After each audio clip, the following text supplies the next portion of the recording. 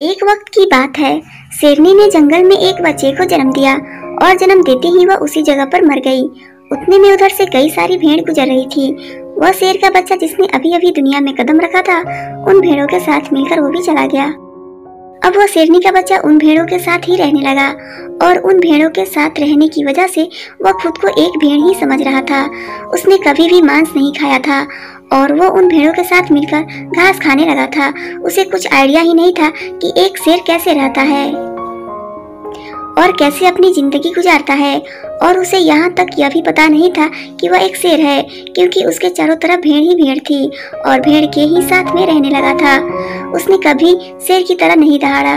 फिर समय गुजरता गया और वह शेर का बच्चा एक जवान शेर बन गया। वह भेड़ों के झुंड में बिल्कुल अलग ही दिख रहा था, लेकिन भेड़ों के साथ रहकर भेड़ों को उसकी आदत हो गई। एक दिन एक बूढ़े शेर ने उन भेड़ों के झुंड पर हमला कर दिया। जब उस बूढ़े शेर ने भेड़ों के झुंड में उस जवान शेर को देखा तो वह हैरान हो गया। उसे अपनी आंखों पर विश्वास नहीं हो रहा था। उसने देखा कि एक जवान शेर भेड़ों के साथ घूम रहा है। उसने पहले कभी ऐसा नहीं देखा था। वह भूल गया कि वहाँ पर भेड़ों को पकड़ने आया था। उसने सोचा कि वह शेर से बात करेगा और पूछेगा कि यह सब क्या हो रहा है। उस बूढ़े शेर ने भेड़ों के झुंड पर फिर से हमला किया, उस शेर को पकड़ने के लिए। भेड़ों में जैसे ही उस शेर को देखा, सब अपनी जान बचाकर भागने लगे और उन भेड़ों के साथ वह शेर भी अपनी जान बचाकर भागने लगा। कुछ देर के बाद उस बूढ़े शेर ने उस जवान शेर को पकड़ लिया। बूढ़े शेर ने उस जवान शेर को पकड़कर यह कहा, अरे बेवकूफ, तुम मुझे देखकर भाग क्यों रहा है? जवान शेर रोते हुए कहा, प्लीज मुझे छोड़ दो, मैं साधारण सा एक भेड़ हूँ, मुझे जाने दो। वो उस बूढ़े शेर को देखकर एक भेड़ की तरह कांप रहा था। बूढ़ा शेर यह सुनकर हैरान हो गया और वह समझ गया कि यहाँ पर क्या हो रहा था। बूढ़ा शेर उस जवान शेर को एक नदी के पास लेकर गया। यंग शेर वहाँ से भागने की कोशिश कर रहा था, लेकिन बूढ़े शेर ने उसको नदी की तरफ धकेलते हुए कहा कि अपने आप को इस पानी में देख। नदी का पानी पूरी तरह से शांत था। बूढ़े शेर ने जवान शेर को कहा कि अपने चेहरे को इस नदी में देखो और फिर मेरे चेहरे को भी देखो, अपनी बॉडी को इस नदी में देखो और फिर मेरी बॉडी को भी इस नदी में देखो।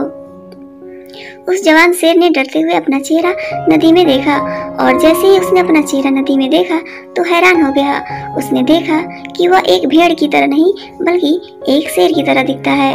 वह रियलिटी को समझ गया कि वह एक भेड़ नहीं बल्कि एक शेर है और एक सेकंड के अंदर ही उसने एक शेर की तरह दहाड़ा। उसकी दहाड़ को सुनकर पूरा जंगल कांप सा गया। उसने अपने आप को पहचान लिया, अपनी पावर्स को पहचान ली और तभी उसने अपने आप में एक ऐसी एनर्जी महसूस की जो उसने आज से पहले कभी नहीं की थी। फिर उसने सोचा कि एक भेड़ की तरह जीना रियलिटी नहीं थी, वह सिर्फ एक मेंटली कॉन्सेप्ट था, पर अब वह रियलिटी को जान चुका था। इस कहानी से बहुत ही डीप मैसेज निकलकर सामने आता है। अपने अंदर से उस वीकनेस को निकालो जो आपके अंदर झूठ बोल बोल कर बैठा है। आप भी एक शेर की तरह हो जो भेड़ों के बीच फंस चुके हो। आपके आसपास जितने भी लोग हैं वह आपको यह फील कराते हैं कि आप अपनी लाइफ में कुछ नहीं कर सकते हो, क्योंकि कहीं ना कहीं आप भी उनके साथ रह रहकर उनकी तरह बनने की कोशिश करते हो। आपको इस भीड़ से अलग खड़े रहना है और अपनी पोटेंशियल, अपनी पावर्स और अपनी एबिलिटी को पहचानना है। और जिस दिन आप अपनी पावर्स, अपनी एबिलिटी को पहचान लोगे उस शेर की तरह, तब आपको दहाड़ने से कोई नहीं रोक पाएगा। उम्मीद करते हैं आपको ये स्टोरी अच्छी लगी। अगर स्टोरी अच्छी लगी हो तो वीडियो को लाइक कर